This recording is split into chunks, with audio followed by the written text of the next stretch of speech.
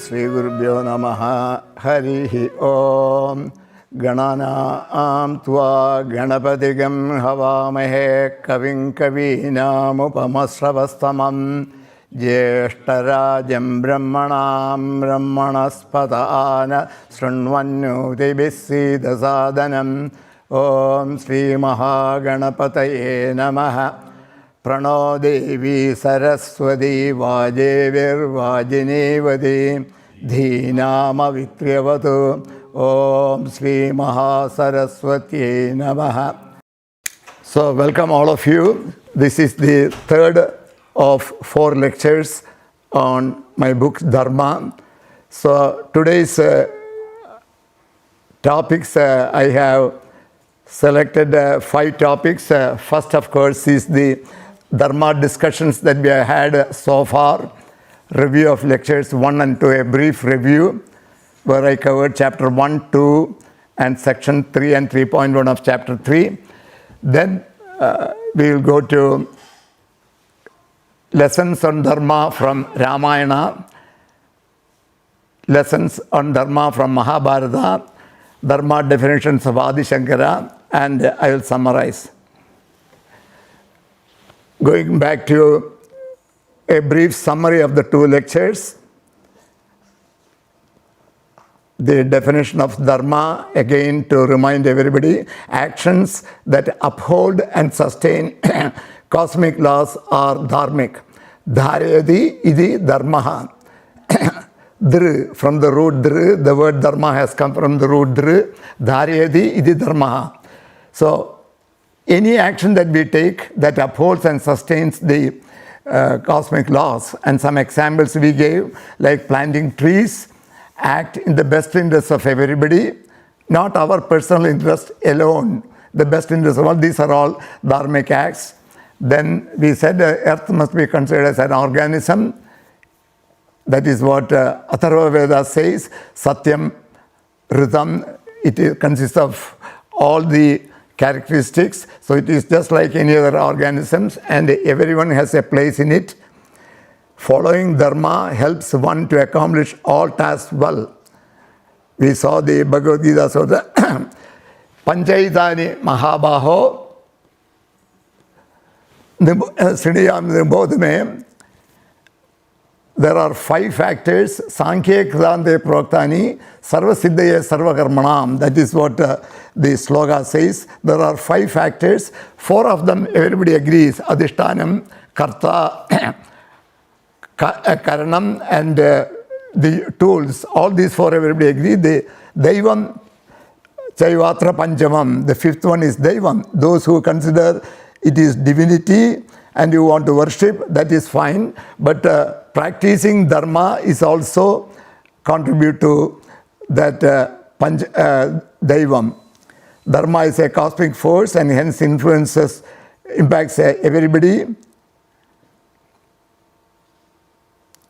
We also saw word Dharma used in the Veda mantras to denote cosmic laws. Then chapter 1 of Jaimini's Dharma Mimamsa Sutra said that Veda is the only way to understand the correct knowledge of Dharma.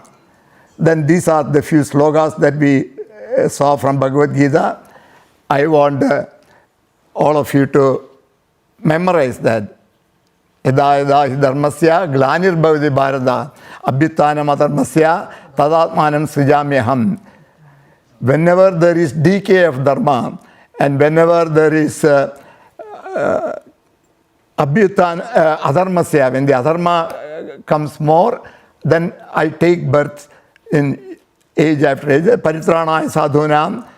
Youngsters especially learn all these slogas by heart. That will give you a reminder and reinforcement. Paritranaya sadhunam vinayaya dushkridam dharma samsthavanataya sambhavami yuge yuge.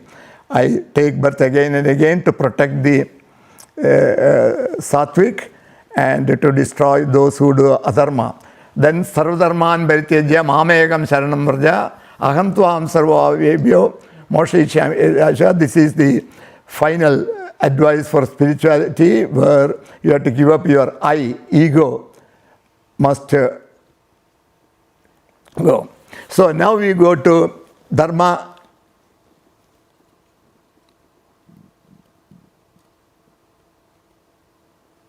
Lessons on Dharma from Ramayana. So we are going to see Ramayana. In fact, I want to start by saying that about a month ago I listened to a lecture from Sai Deepak in YouTube. There are many of his lectures. And he was saying that in the year 1823, the collector of Arcot district and all that was writing to UK government that there are 59,000 schools in Tamil Nadu, Andhra Pradesh, Karnataka, Kerala, and that southern states. And in those 59,000 schools, Ramayana, Mahabharata, and Bhagavatam are taught. Ramayana, Mahabharata are taught. That means the importance of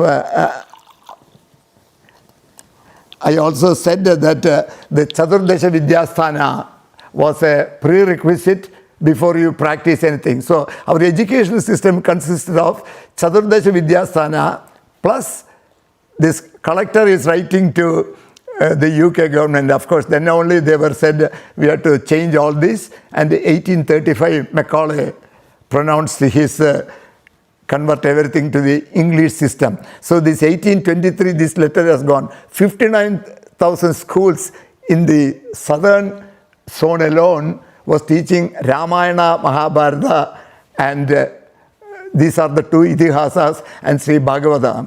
So the importance of Ramayana, we can find that out. Now Rama is known as the... So today's lecture is different from the first two.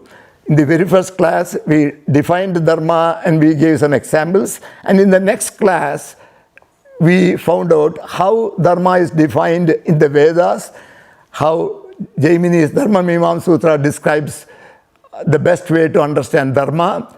Then we looked at some Bhagavad Gita slokas. These are all advice and suggestions. But today's lecture from Ramayana and Mahabharata is going to see two Mahapurushas, Rama, who has taken birth to live as a human being, and how he followed Dharma under challenging circumstances. So you have the actual example of two persons, Rama and Dhritarashtra from Dharmaraja, Yudhishthira from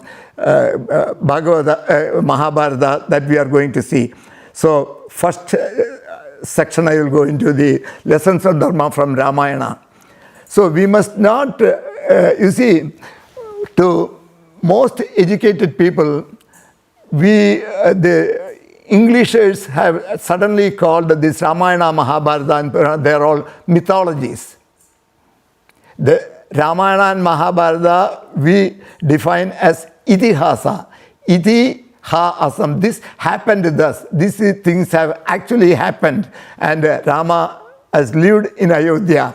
That is the way our concept. But because the Westerners defined it as mythology, people do not pay importance to Ramayana and Mahabharata. But Ramayana and Mahabharata provide a lot of lessons for us how to lead Dharma.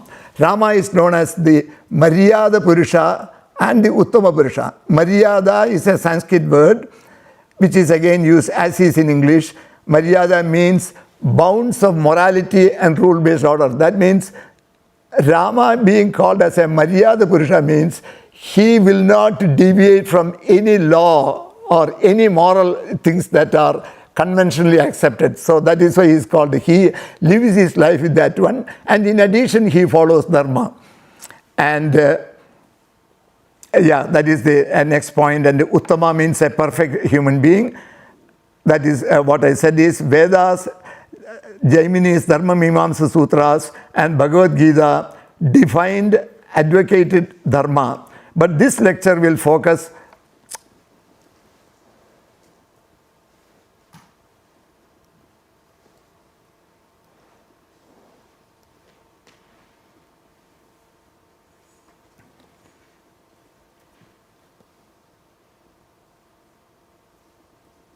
Okay, so we are going to the Ramayana stories known to everybody. So we are going to straight away to the morning of Rama's. We all have heard Ramayana, and we say that Ramayana is supposed to be coronated, and on that day or the day before, Kaikeyi, based on the advice of her counsel Mandara, asked for the 2 boons. By first boon, she wanted Rama to be sent to forest, and by the second boon, she wanted Bharata to be coronated. So we there and then we move on straight away. Rama went to the forest.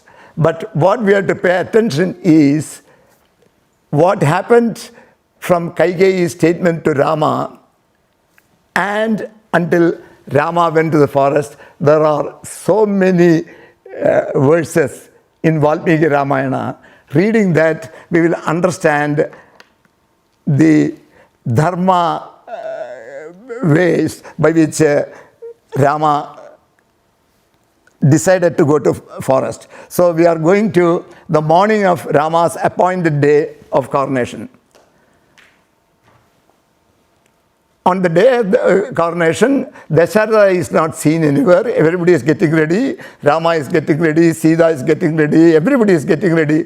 But Dasharatha is not seen. Dasharatha is in still Kaikeyi's chambers. So Sumandra comes and tells Rama, please go to Kaikeyi's chambers. Rama goes there and does the pranams to father and Kaikeyi. But Dasharatha does not show happiness at all in seeing Rama. And Rama asks Kaikeyi, why is this? My father has never, whenever he sees me, he is so happy, so wishes me. But why he is not saying anything?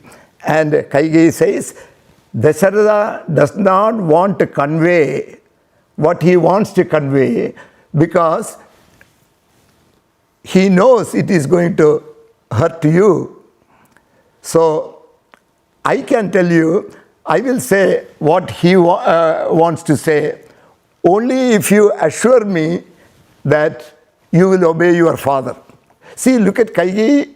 I will tell you only if you assure me that you will obey your father. So he wants, and now comes Rama's statement. So I want to start from there. Ayodhya Kanda, 19th Sarga, verses 20 and 22. And every sloga, in fact, those who have time, go to Valmiki Ramayana, and those who don't know Sanskrit, take the translation in your language. Valmiki Ramayana has been translated to all languages. Take Valmiki Ramayana, translate it to your own language that you know, and read the meaning of at least the Ayodhya Kanda from 19th Sarga onwards, where Rama talks about it. I cannot quote everything, I have taken some select ones. And the 20 through 22, that's the starting one. Naham arthavaro devi logam avastum utsahe. Na aham. Oh Devi, I don't want to live in this world by artham, by having wealth. Yeah, I have the meaning. Let's go to the... I am not one who desires to live in this world accumulating wealth. You see, only if you read it in Sanskrit, you will get the power. But let's at least take the translation. I am not the one who desires to live in this world accumulating wealth. Please understand about me that I am like rishis. Understand that I stand firmly on the supreme and ultimate Dharma. Please also understand that I will give up my life, even if necessary, to honor whatever is dear to my father. So this is the first statement from Rama to Kaikeyi, when Kaikeyi said that I will tell you what Dasharatha wants only if you agree to obey. So Rama says, why are you even asking me this? I have not taken birth to accumulate wealth. I will even give up my life to obey my father. And then he says, that is the meaning of the 20 and 21. And verse 22, because there is no greater dharma to be followed than desiring to grasp father's words fully and acting as per the commands of father, so grasped. So that is the purpose for which I am living. So I will do accordingly. You don't have any worry. I will decide to go. But I have to go and talk to my people. And then Rama comes out of this Kaikeyi's chambers. Then Lakshmana follows him and he goes straight to Kausalya's quarters. He has to tell his mother. So Kausalya is doing the puja, that this is the day of coronation. She does not know what is happening. So when Rama comes, Rama tells that he is going to go to forest. Then this is an important sloka of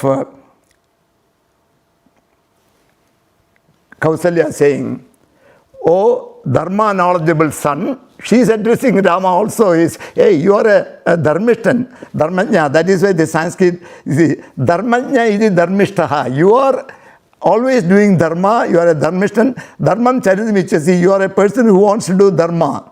So, Susrusha mam iha. Susrusha, take care of me here. Dharma manuttamam. Oh, Dharma now is the one who never deviates from Dharma. If you will act following Dharma, you then follow the Dharma of staying here and taking care of your mother. When Kausalya hears that he wants to go to forest, then he says no. And the reason for her to say that is, this is one of the most powerful and persuasive statements, but assertive of her right as a mother, and appeals to Rama's Dharma knowledge. You are a Dharma person. And then she is reminding that my right come before Kaikeyi's rights, because from Lakshmana is accompanies him. From Lakshmana, Kausalya has understood that Dasharatha has not asked Rama to go to forest. It is Kaikeyi who said, this is what Dasharatha wants. So Kausalya takes it to mean that you are following Kaikeyi's advice to go to forest. Hey, I have a higher priority. I am your mother. Kaikeyi is only your stepmother. Yeah, her command and wish must have a higher priority with Rama than that of Kaikeyi, who is only a stepmother to him, especially since Dasharatha had not asked him to go to forest. There is pressure of a mother to her son, and at the same time, there is the appeal. Hey, you are a Dharma following person. Don't take my word. You are following Dharma. Then you have a Dharma to mother. So you follow that first. So the verses 24-28, they are not discussed here. Kausalya gives various different reasons what will happen to her and all that, and you have to stay here only. Then Ayodhya Kanda, 21st Sarga, 30th verse, again Rama says, Rama's reply to, again, Nasti Shakti Piturvakyam, Mama, I have no right to go against. I do not have the power or strength to go against father's words. Prasadre tvam shirasa namami. I am ready to gandum ichami ahambanam. Prasadre tvam shirasa. I will bow down before you. I will give you sastanga namaskaram to mother. Please do not force me to go against my father. I do not have the power or strength to go against father's words. I am prostrating full length from the head down to you with the request that you must bless me to go to the forest. Now, again, I am skipping the slokas 31 to 37, where Rama adds many examples of elders in their family who have obeyed their father's commands. Then Lakshmana also interjects in between. I have again not quoted here. Lakshmana says, Rama, you have every right to be crowned. Whether, and Lakshmana uses words that are very interesting. He says, father has become like a second child. He is enamored of his love to Kaikeyi. And whatever he says, under that enamorment of a dearness to a wife, you have no right to act. You have your own right to be coronated. You have not done anything wrong. You are the rightful person. So Lakshmana comes with all this. And I can alone, if Dasharatha and somebody else and Bharata's uncle, Kaikeyi's brothers and others come with army to force you to do, I alone can defeat them all. So those are all words by Lakshmana. So that is why I am requesting everyone who has a chance to. Rule number, if you don't have a copy of Valmiki Ramayana translated in your language, order a book, Valmiki Ramayana translated in your language, to be able to read that and read all these slokas. So Rama's reply to Lakshmana in the presence of his mother. Again, I need to read this Sanskrit verse. Dharmo hi paramo loge. Sanskrit is so simple. Dharma hi paramam loge. In this world, Dharma is paramam. Dharma is supreme. Dharme satyam pradishthidam. Truth resting on this thing. Dharma samstin apyedat pidur pajan uttamam. This is the meaning. In this world, Dharma certainly is supreme. Truth rests on Dharma or founded on Dharma. Father's word is perfect as this is based on Dharma.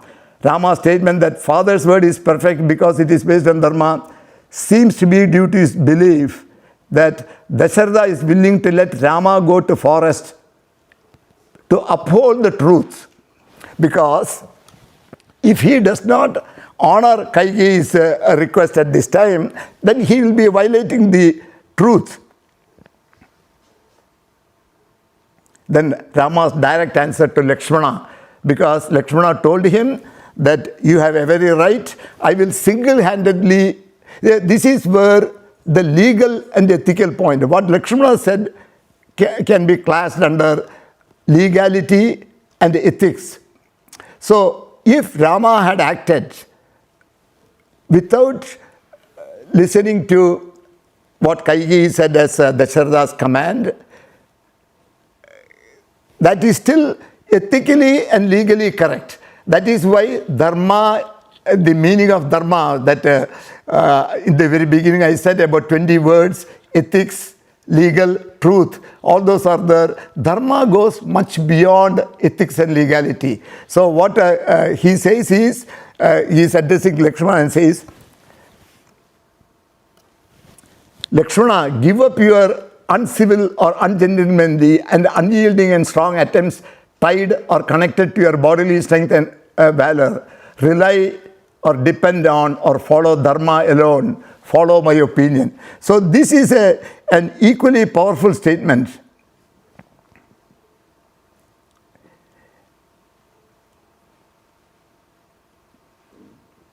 Then Rama says, addressed to Kausalya, because Kausalya has not granted permission for him to go.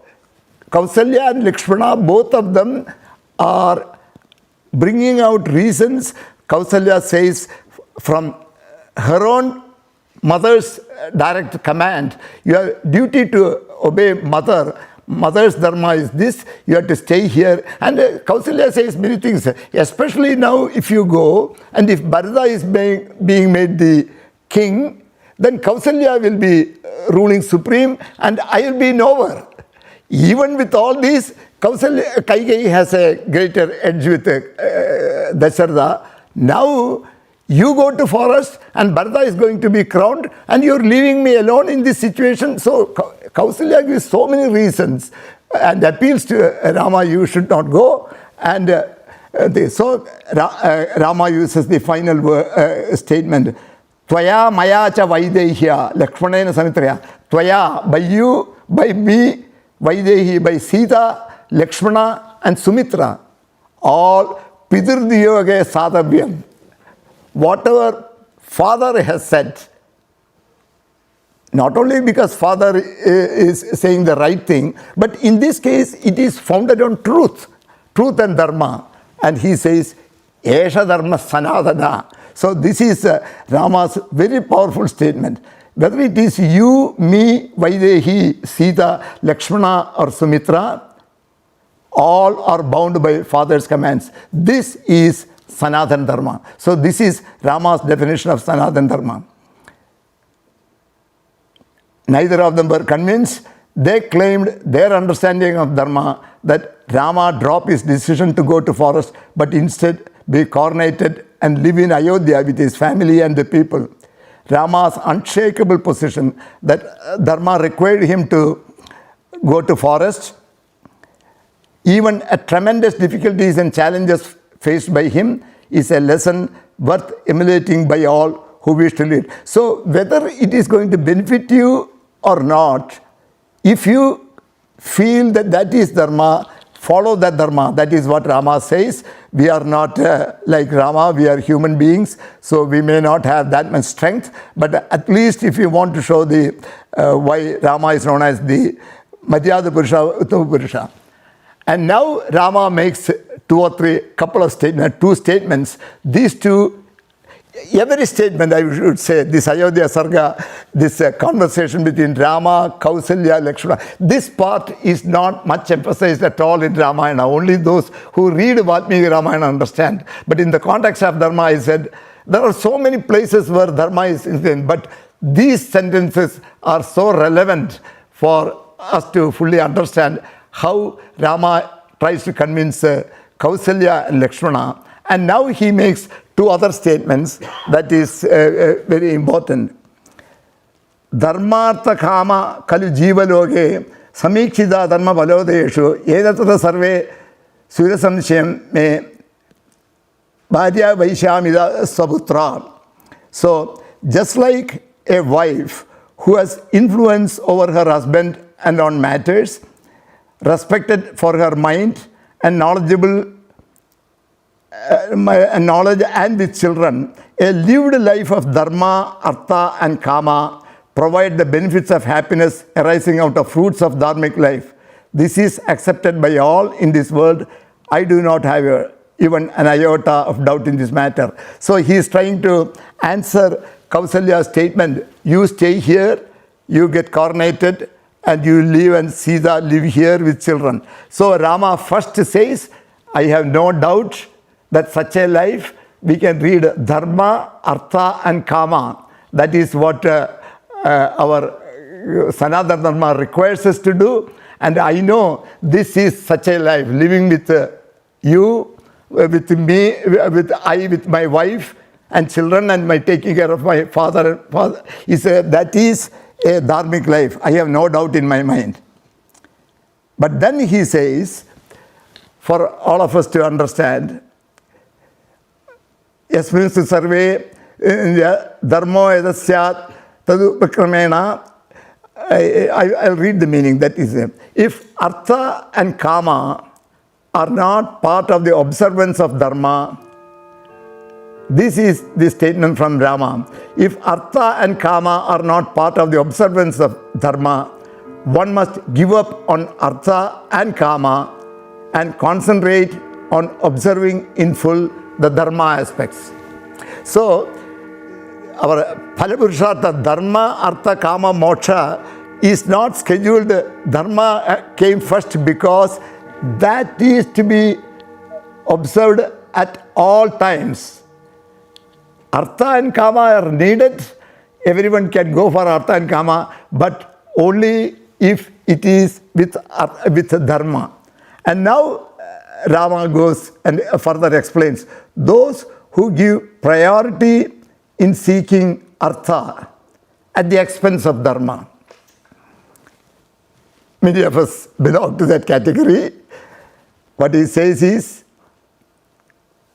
that they are all get hated by the world because we have not observed dharma. That is what Rama's analysis.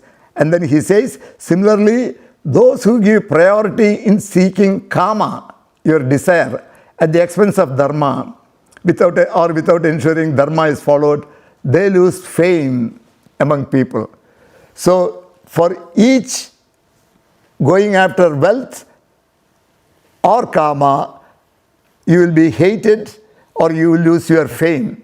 And if you go after both without dharma, then you will be hated and lose your fame. That is Rama's lesson on dharma.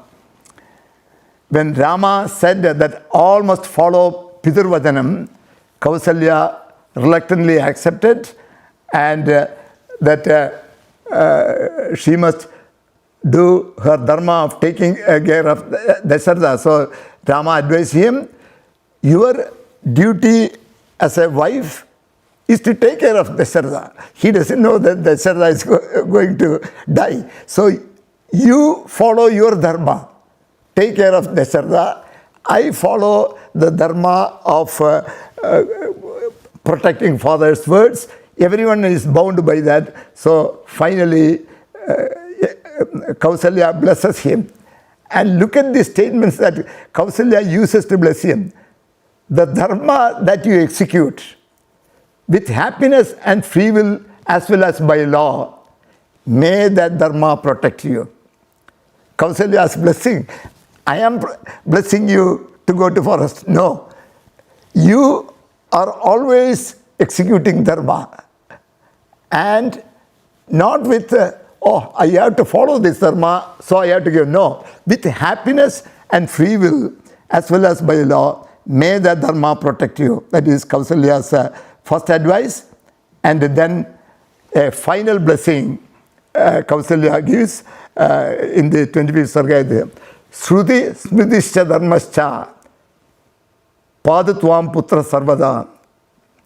Let Shruti, the Vedas, Smritis, all derived scriptural texts from the Vedas, and Dharma may guard and protect you everywhere and always. So these few verses are taken from Ramayana to show how Rama, the embodiment of Dharma, has adhered to Dharma even when faced with challenging situations.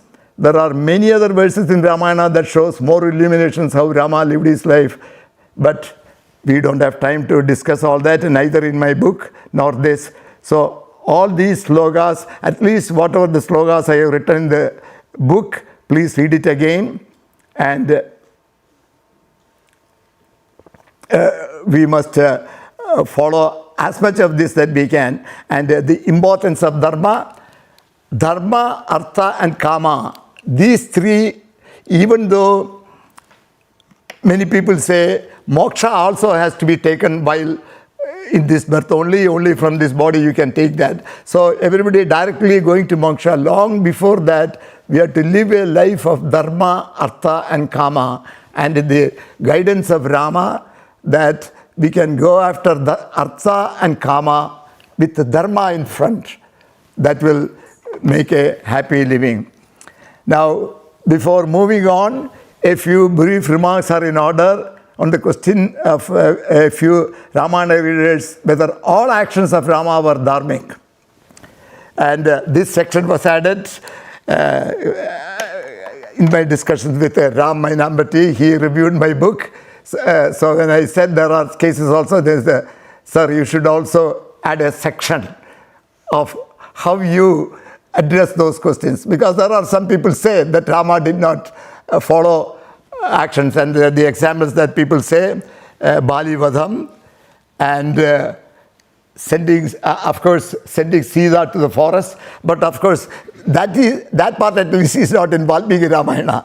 That's a later version if you want to hide under that. But there is another thing, and also finally Rama has to let Lakshmana go due to some incidents. So these are all considered as Rama, not all that. So what is the explanation for that? So I want to say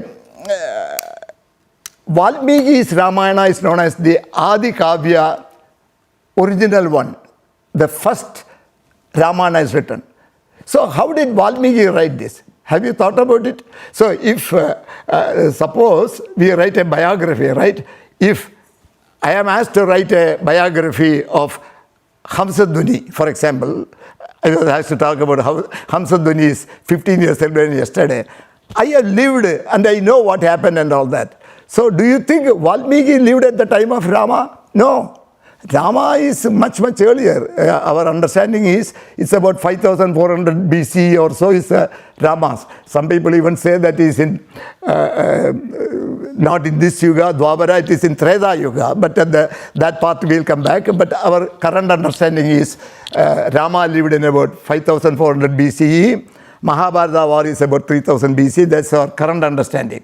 So, Valmiki wrote this Ramayana about 300 BCE also. So, how did Valmiki write this? So, Valmiki posed a question to Narada, that is by which the Ramayana begins.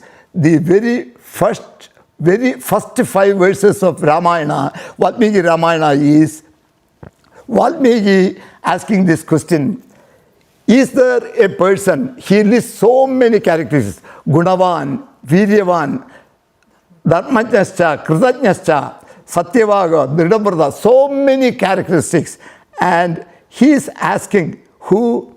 Narada. Why is he asking Narada?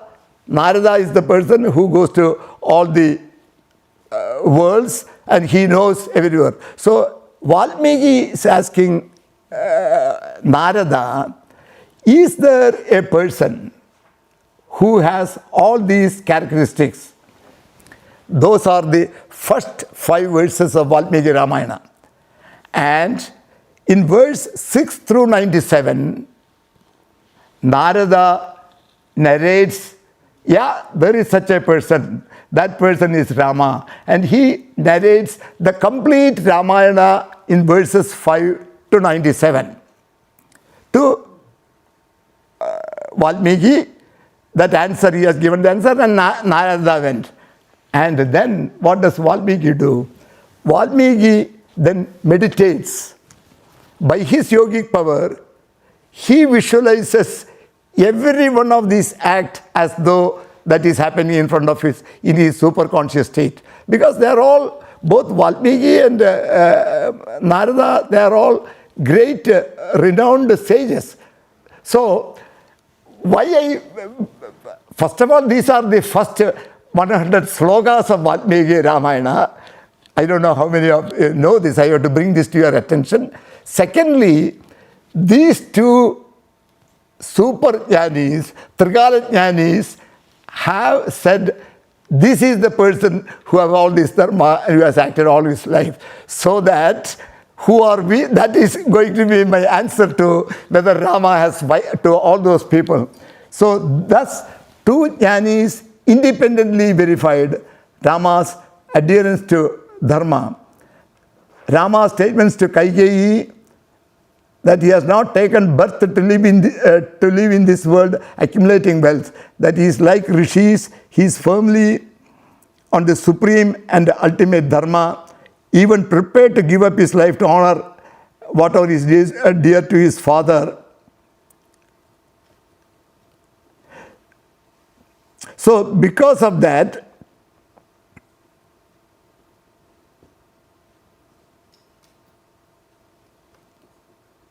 yeah. So, it is only an attempt to give an answer to those who claim that Rama may have violated some of these things.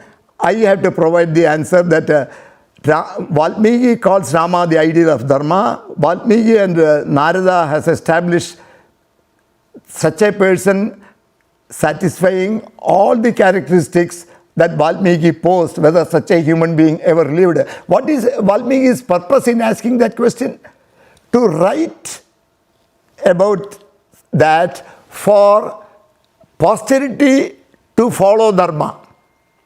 Valmiki has no personal interest. He does not want any glory that I published a book. That is not why. He wanted this answer from Narada so that he can describe that once he is convinced what Narada said is true in his own mind, he can describe this for posterity to follow. So, because of this, Rama's actions, because we are only responsible for a few dharmas like Pitar Dharma or Mother Dharma, husband or wife's dharma or son, daughter. Our dharma, what dharmas we know, we are only limited. Whereas Rama, on the other hand, is additionally responsible to Rajadharma, Rashtradharma, Prajaparivalana Dharma. So whether to sacrifice some of those dharmas, he may have taken those actions. We will not be able to say. That is my only explanation. You read section 3.2.1.17 to understand about dharma. So between the two classes and the third class, there is actual example of a person who lived a dharmic life under challenging circumstances, one of them. Now the second one from Mahabharata, there are again many situations Mahabharata can be taken up to show cases on dharma and adharma, but only two instances are taken here for study in my book. One to show the unseen benefits of dharma, and the other one to show the immediate seen benefits. Now, the first one is Yudhishthira asks Bhishma Pitamaha in book 13, Anishasana Parva, the question. What is Yudhishthira's question? O Bhagavan, you are knowledgeable in Dharma and all Shastras in detail and depth. And Yudhishthira poses two questions to Bhishma. First question, who helps the man? Is it the father, the mother, the sons, or Guru, his teacher, when he leaves his dead body? When he leaves his body and the body becomes analogous to a piece of wood used for fuel, like a cloud, who helps him? Who helps this person at the time when he is nearing death? And secondly, when he goes to the other world, ka enam anugachadi, who goes with him? In this Yudhishthira's question, there are two questions. First question is, at the time of death, is father, mother, sons or Guru, will any of them, they all may be standing there and maybe at best chanting Vishnu Sahasranama, but they are not going to help this individual. So Yudhishthira asks Bhishma, does anyone help him? And then finally, who goes with him? Does anyone go with him? And Bhishma Pitamaha, Asahaya, they are not of any help. Who? He says, Pida, Mata, Tada, Brada, Suta, Guru. Father, mother, brothers, son, Guru, yet Nyadi Sambandhi Varga. Nyadi Varga, your relatives, your Sambandhi Vargas, nobody. Mitra Varga, nobody. Yeah, that is the merely say. Father, mother, brothers, sons, Guru, relatives by birth or by marriage, on friends groups, nobody are all of no help when he leaves his dead body and body becomes analogous to the thing. And then when the muhurtam arrives, when the time for him to leave the body comes, all these faces leave and he leaves the body.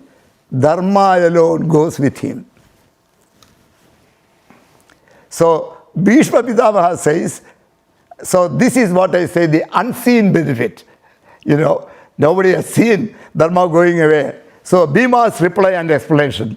What an added benefit for people who lead a life always assuring Dharma in all activities.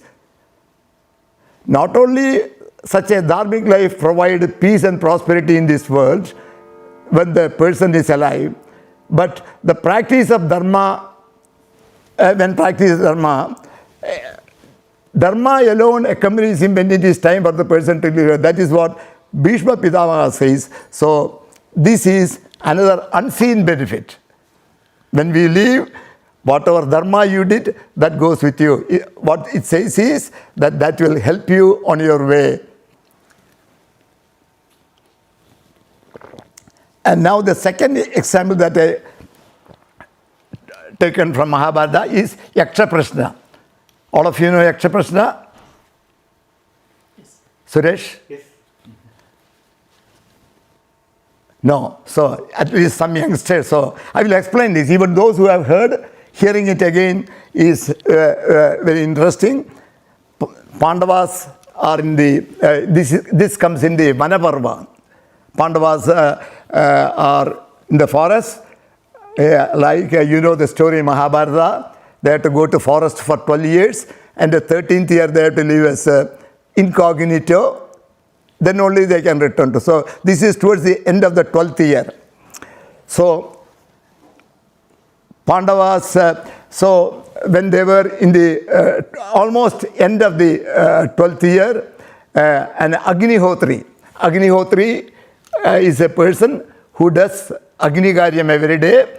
Agnihotri sought their help to retrieve the fire-building sticks. You know the fire-building sticks, those who have not known, they used to get fire. There is no matchbox or anything at that time. They get the fire through these fire-building sticks, which got entangled in the articulated horns of a deer. So they came and said, hey, this deer took away my fire sticks, you help us. So Pandavas chased the stag, but stag ran faster, whatever it is, they cannot do that. They were all very tired, so they all wanted thirsty. So the youngest one was asked to go and get water for all of them. So Sahadeva went to a nearby pond, decided to quench his thirst first before taking water to all of them.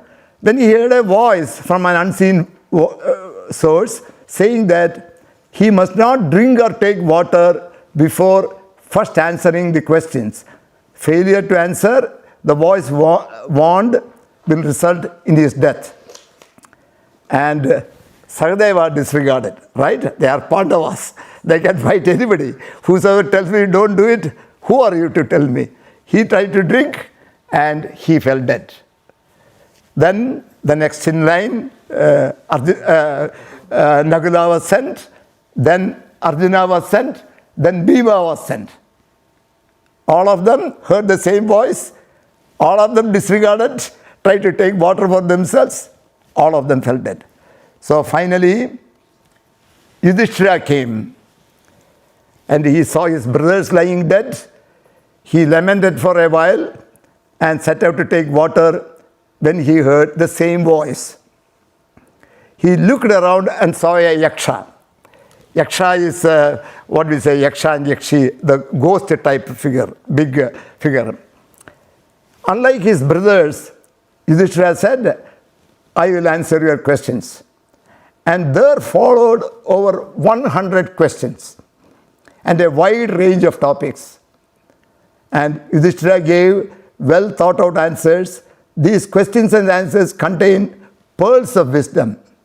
So again, assignment number 2, those who have not had Yaksha Prashna, go to Google at least or try a book written by some knowledgeable scholar and read the Yaksha Prashna. So important. There are 100 questions I ask, and I will give you, and these questions and answers contain pearls of wisdom and have guided Hindus for thousands of years. They are as valid today as in those times of Mahabharata, supposed to be in the 3000 BCE, so it is 5000 years they are there. So a sample few questions I have quoted in the book, I have answered here also. Yaksha's question: what if renounced make one wealthy? Maybe I should cover the answer and they take a poll. What if you renounce? You will become wealthy. Renounce our desires. So counterintuitive, right? Hey, I become wealthy when I have more desires and when I accumulate all that. But Yudhishthira answers, if you give up your desire and be happy with what, that follows. He doesn't say that, he just says that. Then the second question, what if renounced make one happy? Yudhishthira answer, greed. How simple, right? When it looks in this fashion. So Yudhishthira says, once we give up greed, so two things we must, both of us, all of us want to be wealthy and happy. So we have the rule, give up your desire and give up your greed. Well, that is why even when your stock goes up, you don't sell, it will go up and then it will come down and you lose the money. And how many times it happens to us, we won't learn it. Why? The greed. But Yudhishthira has said, give up your greed. Then the next question, What is hypocrisy? So Yudhishthira knows, pretending to be dharmic, right? When they started the book, he said, we all know Dharma and we are all dharmic. And Yudhishthira says, that is the definition of hypocrisy. Because to be dharmic under challenging situations is not at all easy. So that is why he says, that is the meaning of hypocrisy. Then he says, what is vice? Of course, when I was growing up, vice are called drinking. Now, drinking and all that is just routine. We have come to a country where all these are things. Now, what is called vice may be drug or advanced whatever drug and all that. But that is not Yudhishthira's definition. Yudhishthira's definition is slandering others, talking bad about others. That is a vice. So all of us, some of these simple things we can cultivate easily. So, and talking behind somebody else's backs, no, whatever we have, as they say, Satyam Bruhat, Priyam Bruhat, Satyam Apriyam na Bruhat. Now, one of the other questions Yaksha asks, what is amazing? Look at this answer. Every day creatures die and everyone thinks he lives forever. Right? We have no concern about worry. We think we are going to live forever. But people are saying, what could be more amazing? That is Yudhishthira's answer. So there are so many such questions. Over 100 questions. So those who have not read the Yaksha Prashna, try to read Yaksha Prashna book from any author. So Yaksha was very pleased. Hey, Yudhishthira, you answered. Not only your other brothers did not answer, you answered all my questions. And I am very pleased. And he says, Tvam egam bradhanam yamichasi sajivadu. One of your brothers, there are 4 brothers lying dead. One of your brothers, whom you desire, I will restore to life, because you answered all my questions correctly. After answering all Yaksha's questions, Yudhishthira was hoping that all his 4 brothers will be brought to life. The most troubling and troublesome question of all faced by Yudhishthira. He and all his brothers are deeply attached to each other. And yet he is asked to choose one over the other 3. Does the Yaksha have no compassion? No justice? What more you wanted? You asked all the 100 questions, I have answered all that. And still you are telling me that you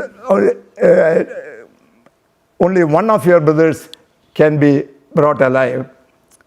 So Yudhishthira did not hesitate even for a moment. He straightaway told the Yaksha, Nagulo Jivadu, restore Nagula to life. So, Kundi children are Yudhishthira, Bhima and Arjuna, and Madri sons are Nagula and Sahadeva. So he straightaway says Nagula. Now it is Yaksha's turn to be surprised. If Yudhishthira was surprised by the only one of your brothers can live, then Yudhishthira straightaway gave this answer. Yaksha was very surprised. Yaksha was astonished. He asked, why do you choose Nagula? He is only your stepbrother. He is only Madri's son. Without choosing either Bhima or Arjuna, without Bhima, his strength is needed for you to fight the Kauravas. And without Arjuna's skill at archery, you have no chance to win. You have not selected Bhima or Arjuna, and you are choosing Nagula. So Yaksha is the one who is astonished. Then he says, Mother Kundi and stepmother Madri equally are my mothers. I treat them both of them as my mothers. At least one son of Madri should survive. If Nagula is brought back to life, one of Madri's son is alive, just like one of Kundi's son. I am alive anyway. right? For answering your questions, I am alive. So by my choosing Nagula, at least one of Padris, and he said, that according to me is Dharma. This is the answer of Yudhishthira to Yaksha. Yudhishthira's reply is deeply moving. This is Yudhishthira following Dharma in theory and practice. This is so basic, so fundamental and so vital that it serves even now as the cornerstone of Sanatana Dharma way of life. And Yudhishthira also stated, Dharma rakshati rakshitaha.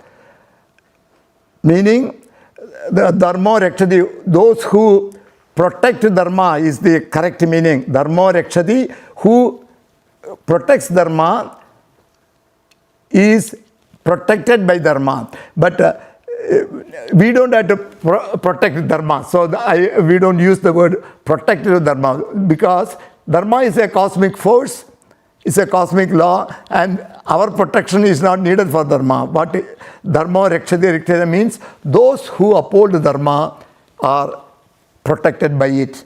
So by our upholding Dharma, when in difficulty, Dharma will protect us. Yaksha was pleased and Yudhishthira passed the final test. He had upheld the Dharma. Yaksha immediately restored to life all four of his brothers. So Yaksha, okay, now that I'm happy with your answer, so I release, I make all of them. And Yudhishthira's belief that Dharma rakshati rakshitaha indeed came true. He was overjoyed and embraced all his brothers. Now, Yudhishthira had one more question. Then he asked Yaksha, who are you? You cannot be you must be a deva. You cannot be a Yaksha.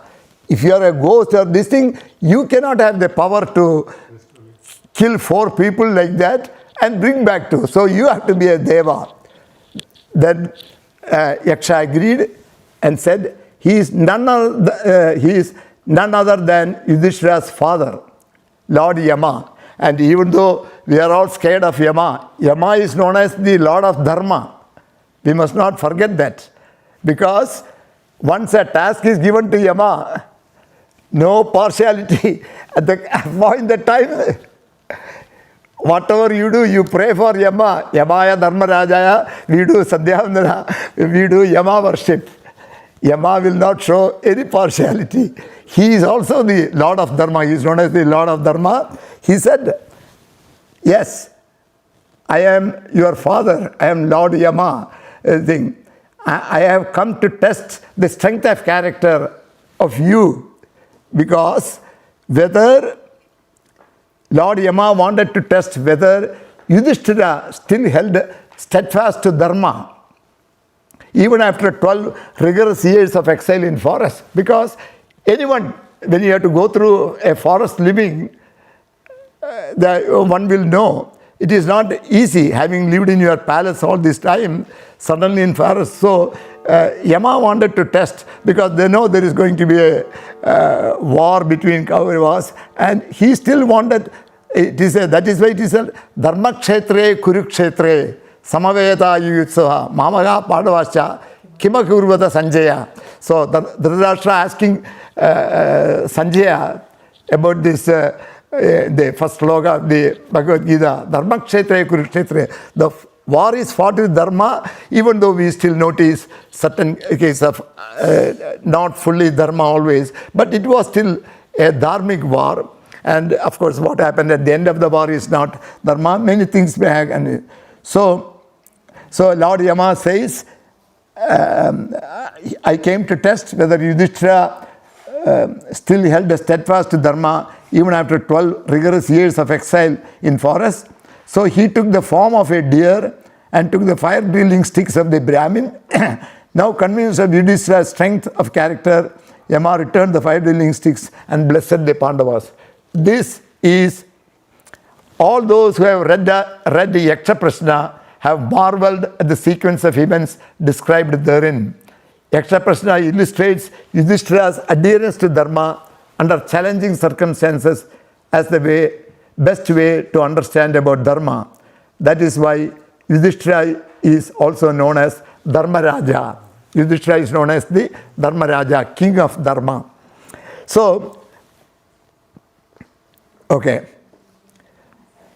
So the Ramayana and Mahabharata that I have quoted in this book, I have quoted little more slokas from Ramayana in that one. I have selected only a subset of that sloka. And even what is in my book is also much smaller subset of that Ayodhya Kanda. And which part is not emphasized in the Ramayana story. Kaikeyi wanted these boons and Rama went to the forest. But what happened before he goes with Kausalya, with Lakshmana, with Sita? He has got to convince everybody, and finally Lakshmana and Sita, he has to agree to accompany them and all that. That is the story part of it.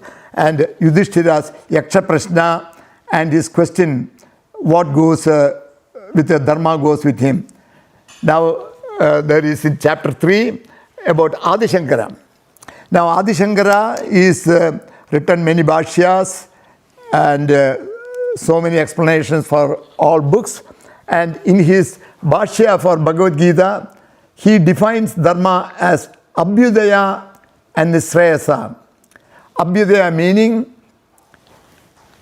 Abhi Udaya. Udaya means rising up. Abhi, more and more rising up. Actions and works that help to uplift people. Abhyudayam for everybody's way. So, if we perform acts, even the definition of Dharma itself says that we must uphold and sustain the cosmic laws. That itself includes helping others and helping who needs help and uplifting people and all that. But Shankara defines Abhyudaya and Nisrayasa, actions aimed at liberation. Doing work for the betterment of society and the uplifting of the people is dharmic work. Actions useful to attain liberation or self-realization also come under dharmic tasks. So, Shankara's definition is, absent Abhyudaya and or Nisrayasa, such actions do not come under Dharma. So, Adi Shankara, the person that we all adore, who has explained, brought back various aspects of dharmic living and Hindu religion, who revived the Hindu religion by explaining all these things. His own definition of Dharma is Abhyudaya and Nisrayasa. With this, we are coming to the end of the discussion part. Ramayana and Mahabharata Itihasas contain many lived experience of dharmic acts. So, studying Ramayana and Mahabharata are very important. Rama, the Maryada Purusha and the Uttama Purusha, and his following Dharma under adverse situations with his own explanations are helpful for all of us to understand what leading a dharmic life means.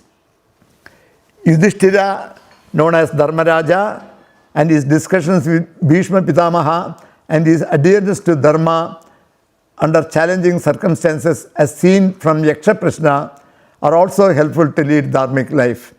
So both these are well explained in the book. Read and reread those sections to reinforce these ideas within yourself. And if I may say, what are the takeaways from this lecture are these two quotes, that Kausalya blessing Rama, the dharma that you execute, may that dharma protect you. See, she is not giving the blessing as of a mother. I as a mother bless you, you go and live your life in forest. She is only quoting the dharma that you execute out of free will and happiness. Happiness and free will, not by considering anything. Let that dharma protect you. Then final this thing, Sudhicha, Smridhicha, Dharmascha. All those three protect you while they are there. So these are all lessons to,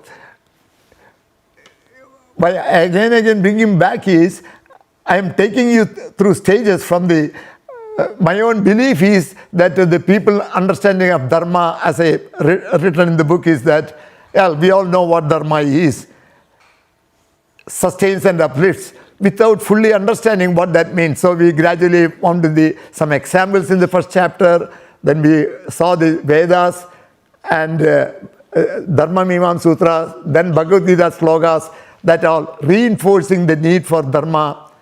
Now in this lecture we took the two living examples of Rama and his sentences, his reasons, how he explains why it is Piturvajanam, Esha hi Sanadana, this is the Sanadana Dharma. And then his other definitions. I know a life lived with Dharma, Artha and Kama is a dharmic life. I have no doubt about that. And then he says, you can always enjoy Artha and Kama as long as it is. That is why the Dharma, Artha and Kama. That is all our these things. While moksha is there, but we all must live the life of Dharma, Artha and Kama. Then you can go to moksha. There is a lot of time for moksha. But without understanding the Dharma is again I want to ask you to reread section 1.6 of my book, where I have said the various sampradayas by which we have evolved from 3000 BCE onwards to this. So many different sampradayas, and each sampradaya has an end goal, and people are hung up on the end goal. But everything has a prerequisite of Dharma. So that part no one pays emphasis. So my emphasis and my reason to write the book is about the Dharma. So we have taken all these, with these three chapters, all the things will give us a better idea of Dharma has been said.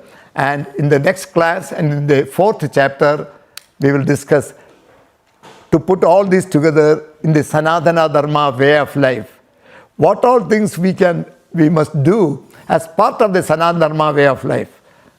So that will be the next lecture. So we'll close today's lecture and we'll take questions. Ranga, any questions on the chat box? Yeah, there is, I'm yet to read the question, but it's a long question. I will read it out. Okay. Jira is asking, I have finished chapter 1 and 2. I am halfway through chapter 3. Now, I have few questions on chapter 2, which you probably might have answered in the other chapters. Vedic injunctions describes acts to be done or what ought to be done, and if done will lead to certain results in the future of a desirable outcome of universal welfare. So, his question is starting right now. Does this mean that Dharma is directed only towards universal welfare? That's his first part. The second part is, how does individual welfare fit into this picture? Second part. And is it to be understood that pursuit of universal welfare naturally encompasses individual welfare as well, including the domains of Artha and Kama? Excellent question. So I'll repeat the question.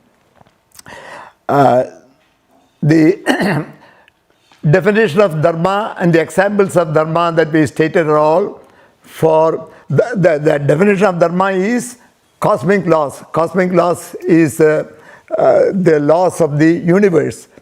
And by following the cosmic laws, everyone in the cosmos have equal right to pursue what they want happily. So that will happen. That is what the Dharma.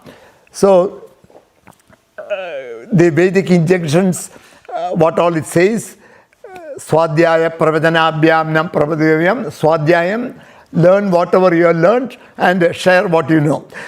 Then Mother Devo Bhava, Pitar Devo Bhava, all those these things are to be followed.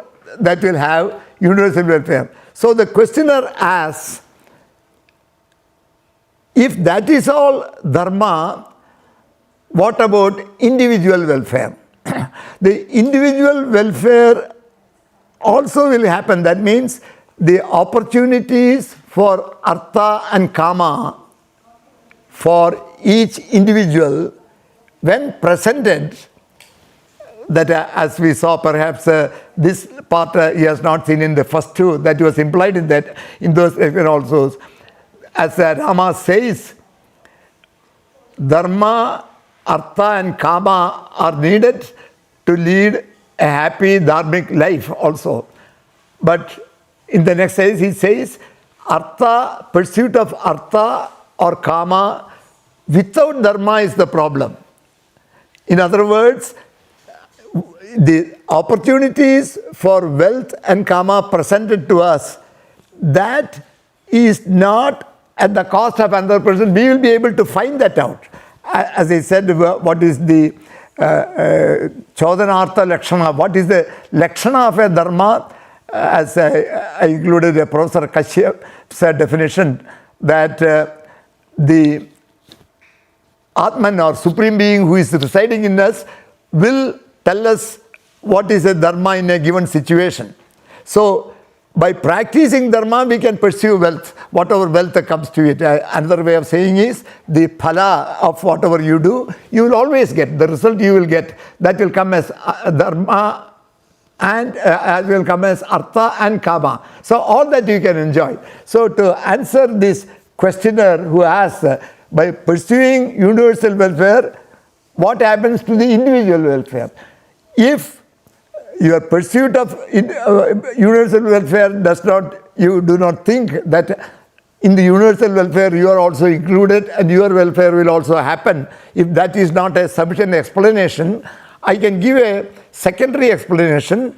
The artha and kama opportunities presented to you, we can determine whether this is at the cost of preventing another man's happiness or living. I am acquiring wealth. Like for example, take a simple example. I mean, sometimes some of these examples will become harmful to some others. So I don't want to say. Suppose we pursue a business. All of us can pursue.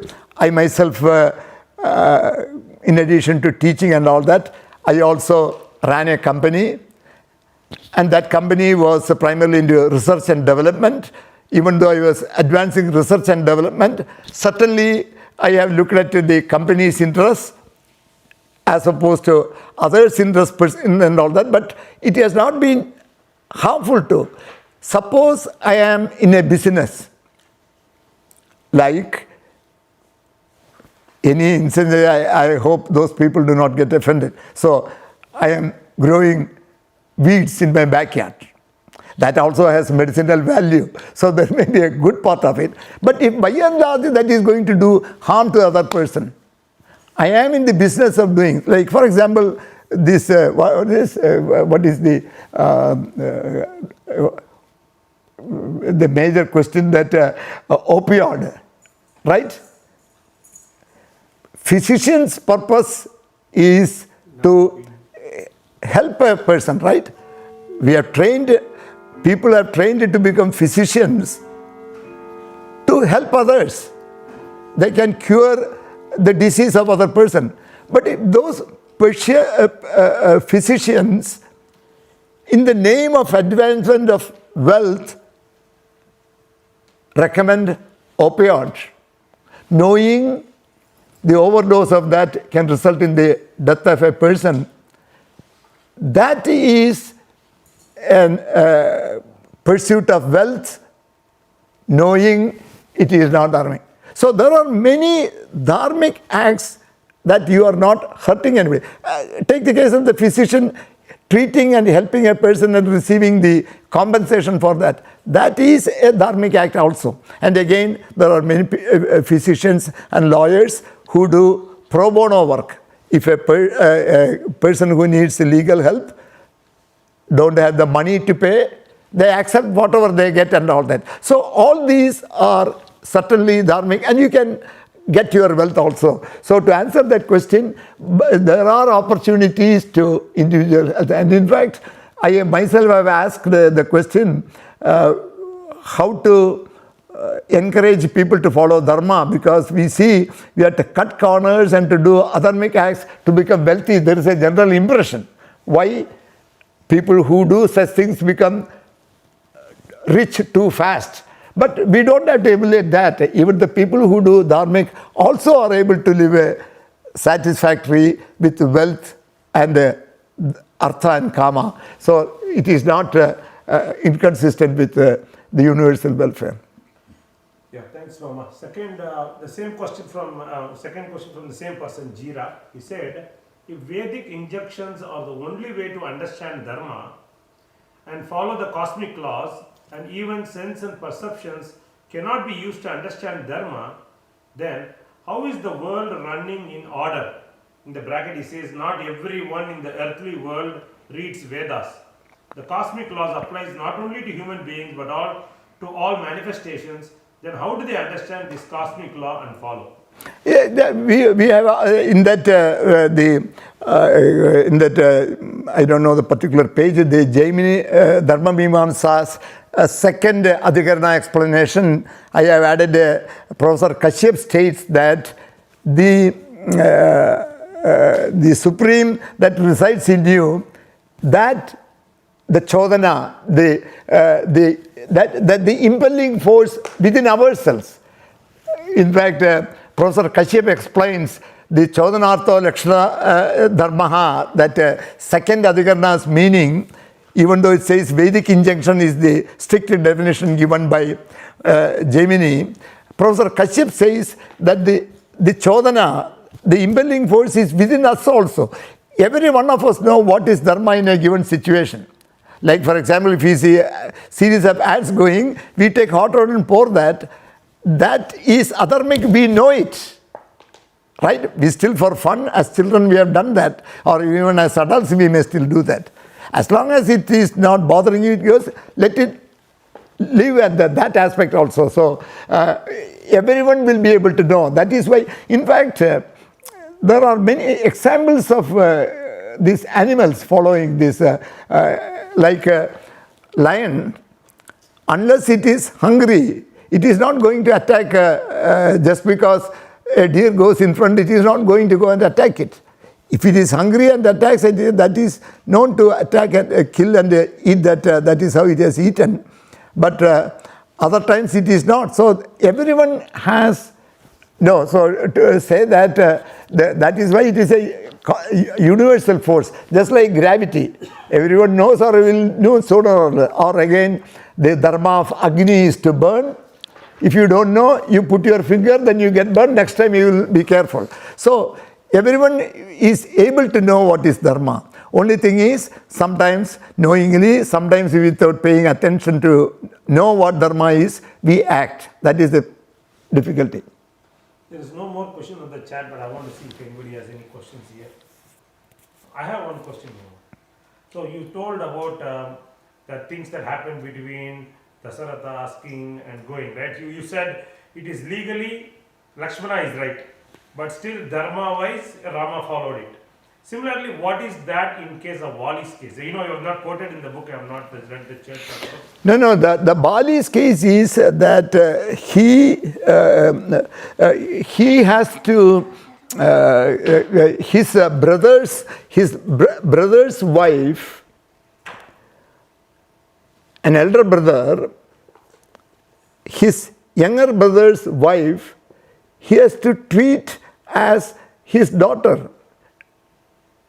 Instead, Bali went after his younger brother's wife, and that is a great adharma. It is for adharma that Rama, that is accepted, but many people do not accept that. Whether the acceptance reason is why Rama was hiding and then take a shot. Because maybe no. So you can ask the question.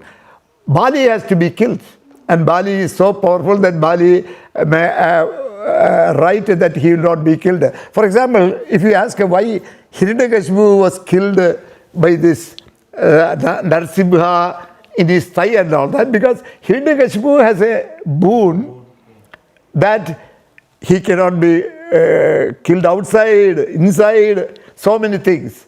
So to overcome that, and Bali's strength, maybe he has so much strength that this is the only way to kill Bali. And when the end decision for protection of Dharma has to be done, that maybe whether it is satisfactory to all, I do not know.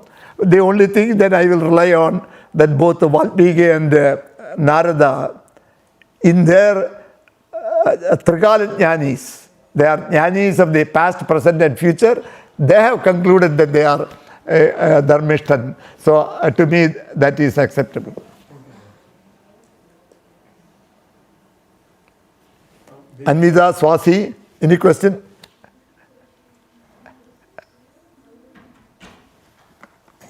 Well, I mean, I have this question like before. It's like some actions aren't necessarily like good or bad, and like for example, if we take lying, we can all like say objectively lying is bad, right? But what if you were to lie in a situation where it would uphold like a certain greater good? Certain? Like greater good, basically. Greater good. Now, what it says is, Satyam Bruyat, Priyam Bruyat. You have to tell the truth. There is, we have been advised that there is no chance for us to deviate from this. Satyam Vada, Dharmam Chara, they are Vedic injunctions, and that is there. And lying, I cannot imagine that it will advance any good. But lying we may do is to avoid embarrassment to ourselves. If we do that, that is perhaps understandable. Whether it is acceptable, I do not know. You can do a prashchita later. But I don't want you to embarrass yourself. If that is the case, everyone has to protect what one considers themselves. But the question, anyway, I have been asked to repeat the question. The question is, if lying leads to a greater good, can one lie? So the answer is in two parts. First part is, it is difficult to accept that lying can lead to any good. Lying can help to avoid embarrassment. Lying can, like for example, want to make another person not feel bad. That is what it says. Satyam bruyat, priyam bruyat, satyam apriyam na bruyat.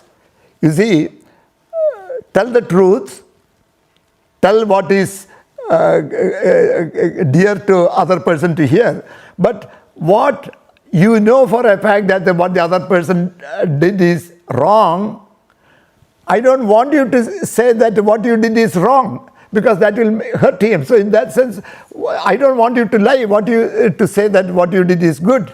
Then na bruyad, you change the subject, you do not answer. You see, you look upstairs and see how many lies are there. You change the subject. So we have been told that lying under no circumstances is justifiable. So if I'm not clear on whether an action is dharmic or not, or if I'm confused, what is... You can always ask others who know. Yetatra brahmana asam marjina yukta ayukta aluksha dharma kamasyaho. There are Brahmins, not all Brahmins. There are people who follow dharma. Yetatra brahmana samanya, they are assembled Brahmins or assembled... Brahmin is only another learned person. You can call, there are many learned persons. You can talk to your Acharya, you can go to Udupi, Jnanamurti Bhatt or somebody else, ask and all that. So, yukta, ayukta, aluksha, dharma kamasyu. They have no personal interest in your question. Dharma kamasyu. They are interested only to, their kamam is to do that you do dharma. You go and ask such people and you get the answer. But most of the time you will know. There is no instance where we do not know. And even if you err and you thought that is dharma, that also is a good thing. if you don't have anybody to ask nearby and all that. But do not do anything that is known to you as definitely is adharma. But if that you have to do it to avoid your embarrassment, then we are human beings. We have ways to go. Next time you will be careful. When you are ready to, hey, this embarrassment is only temporary, I can take this embarrassment, I am going to stay through. Many people have done that. But all may not have the strength to do that. But by listening to all these things, we will gradually get there. And more importantly, we will not be put in such a situation. You see, our acts, only when we did something embarrassing, and then we had to lie about it, right? That will be avoided. These are all what is generally seen. But of course, we are all human beings. We have our vulnerabilities. And I myself have a lot of flaws. But I have to share what our scriptures have said. That's all what I'm doing. Don't think because I wrote this book, I am a dharmista. No, nobody has said that. That's only Rama and Yudhishthira. I have known this and I am trying to practice as much as this, and I have my own faults and I have my failings also. So let all understand that as a person who is able to read and understand and point out how this thing, and that gives me more strength to follow Dharma in this, and I have written this book, that's all. Okay, with this we will close this. Loka samasta sukhino bhavantu sarve bhavantu sukhinah sarve santu niramaya sarve bhadrani pashyantu ma kaschit dukkhabhag bhavet. Om Shanti Shanti Shanti. Asato ma sadgamaya tamaso ma jyotirgamaya mrityor ma amritangamaya. Om Shanti Shanti Shanti.